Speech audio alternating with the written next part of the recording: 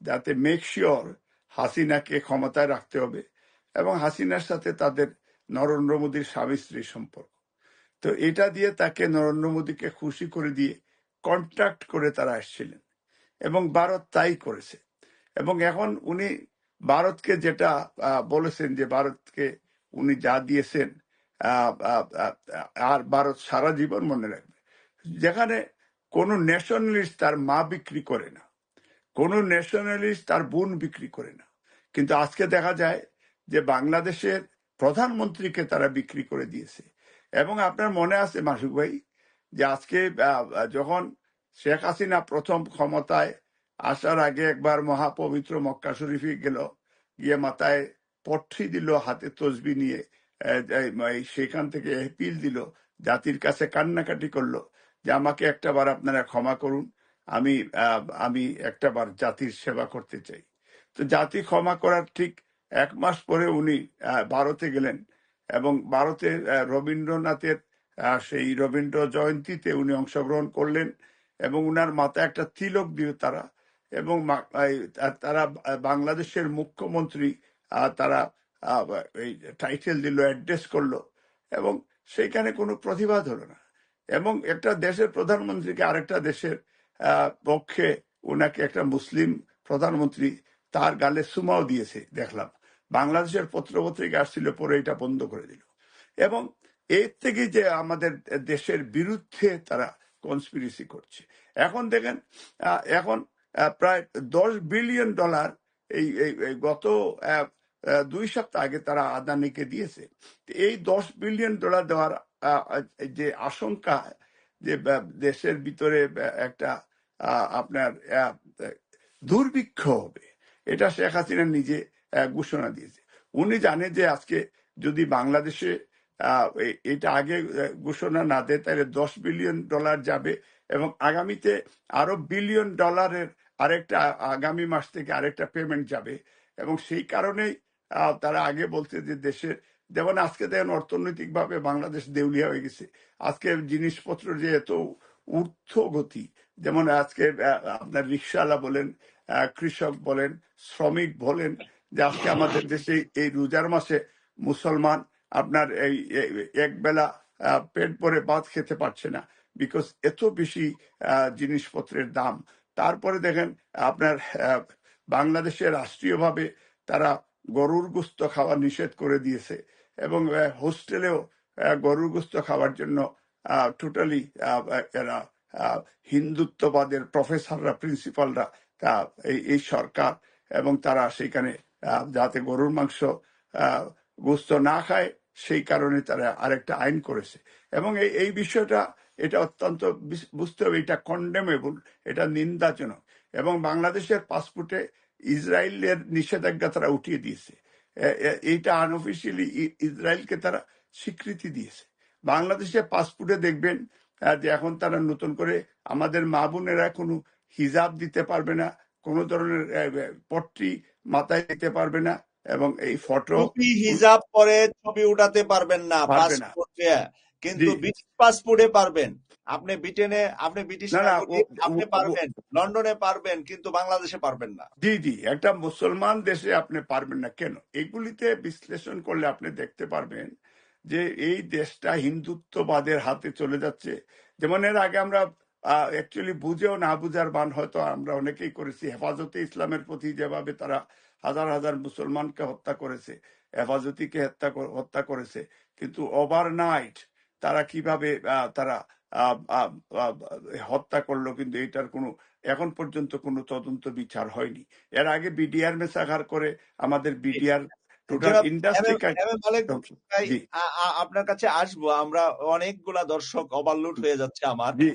দর্শকদেরকে একটু সুযোগ দিচ্ছি, আবার আপনার কাছে আসছি। দুজন দর্শক জি, সর্বপ্রথমে আমাদের সাথে আছেন এমডি জয়নাল আবেদিন। যারা যুক্ত হয়েছেন আমি অনুরোধ করব বসাটা অফিসিয়াল বসবেন। কেউ যুক্ত হয়ে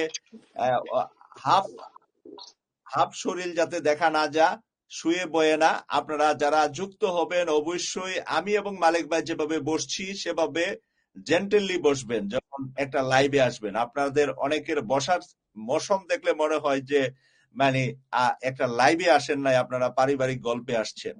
লাইভে যখন আসবেন পোশাক আশাক বসা সেগুলো কিন্তু আমি দেখি, তারপরে আমি উপরে স্ক্রিনে আনি, সেগুলা আমি অনেকটা ফলো করি কে কিভাবে আসেন, সেগুলা একটু খেয়াল রাখবেন। সকলের জন্য আমি অনুরোধ রাখছি, একটা লাইভ শোতে আসলে সেই মর্যাদা রেখে আসবেন ইনশাআল্লাহ।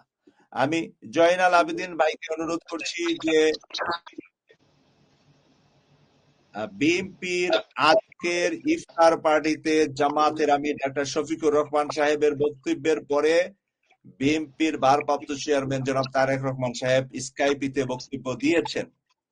এটাকে আপনি কিভাবে দেখছেন? অনেকদিন পরে একসাথে দুইজনকে দেখা, বা বা একটা শফিকুর রহমান আমির হওয়ার পরে তারেক রহমান সাহেব ভারপ্রাপ্ত চেয়ারম্যান হওয়ার পরে আমার ধারণা এটাই প্রথম একটি অনুষ্ঠানে তারা দুইজন কথা বলেছেন, প্রধান অতিথি এবং বিশেষ অতিথি হিসাবে।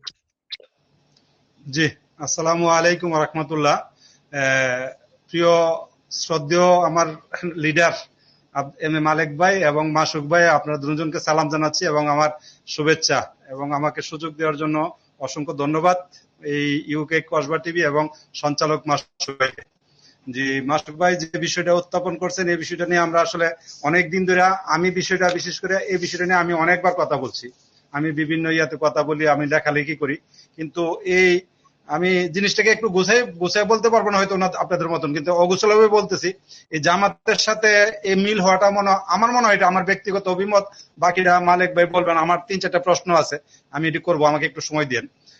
আজকে জামাতের আমিরের সাথে যে ইয়াটা হয়েছে, এটা মনে হয় যে আমার মনে হয় এটা আরো আগে হওয়ার দরকার ছিল, কমসে কম 28 তারিখের আগে। 28 তারিখ যে আমাদের নির্বাচন আগে যে 28 নভেম্বর যে জনসভাটা হয়েছিল, 28 অক্টোবর যে জনসভাটা হয়েছিল ঢাকাতে, প্রায় সর্ববৃহৎ জনসভা হয়েছিল বিএনপির জন্য এটা, এবং সারা বাংলাদেশের লোকজন, এখানে অনেক মহিলা সহ আসছিল, ওইখানে প্রায় 15 লক্ষ বিএনপি, জামাতের হয়েছিল প্রায় 5 লক্ষ, 15 লক্ষ লোক ঢাকায় আসছিল সেদিন, ঢাকা আসছিল। ওই সময় যদি আমরা, আমার মনে হয় যে জামাতের সাথে যদি আমরা করতে পারতাম, ওই সময় যদি ওই আন্দোলনটা যদি জামাতকে নিয়ে করতে পারতাম, আমার মনে হয় না আমরা ওই সময় ব্যর্থ হইতাম। এটা হলো আমার অভিমত। বাকিটা আমার মালিক ভাই বলবেন। যে মালিক ভাইটার আমি একটু ওনার কাছে এই ব্যাপারটা জানতে চাচ্ছি যে আদৌ কি আমাদের এটা টোটালি ফাইসালা হয়েছে কিনা, যে জামাতের সাথে আমরা যে একটা দেখছি, তারেক সাহেবের যে মিটিং দেখছি, মিটিংটা কি তারেক সাহেবের সাথে হয়েছে কিনা, হওয়ার পরে পরবর্তী আন্দোলন কি জামাত আমাদের সাথে একদম একনিষ্ঠ ভাবে, মানে আগে যেভাবে 90 আন্দোলন যেভাবে করছে এরকম ভাবে বিএনপির সাথে নেমে 2001-এর পরে যে 2008-এর পরে যে নির্বাচনের আগেও ছিল একসাথে, জি ছিল, এরকম ভাবে বিএনপির সাথে হাতে হাত মিলিয়ে, কাঁধে কাঁধ মিলিয়ে আন্দোলন করবে কিনা, এটা আমার একটা প্রশ্ন। এটা কি ক্লিয়ার হচ্ছে কিনা?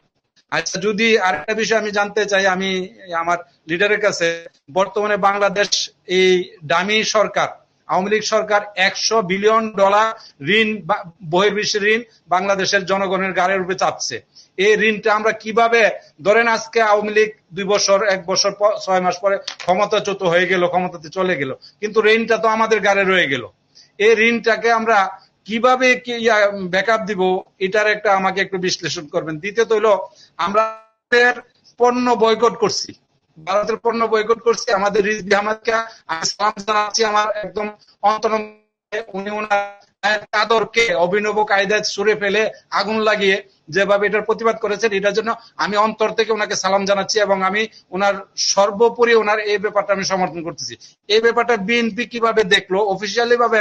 আদৌ বিএনপি কেন মানে ভারতের পণ্য বয়কটটা অফিসিয়ালি ভাবে বিএনপির তারেক রহমান থেকে শুরু করে মির্জা ফখরুল ইসলাম আলমগীর, এই দুইজন থেকে যে কোনো একজন ডিক্লার দিয়ে যে আমরা অফিসিয়ালি ভাবে বিএনপির এই ভারত পণ্য বয়কট করার জন্য আমরা এটা ঘোষণা দিলাম। কারণ কি, ভারতে কিন্তু বিএনপির জন্য, বিএনপি ক্ষমতা আসার জন্য এবং আওয়ামী লীগের ক্ষমতা রাখার জন্য সবচেয়ে বড় ভূমিকা পালন করতেছে। আমরা আন্দোলন ব্যর্থ হচ্ছে একমাত্র ভারতের জন্য। ভারত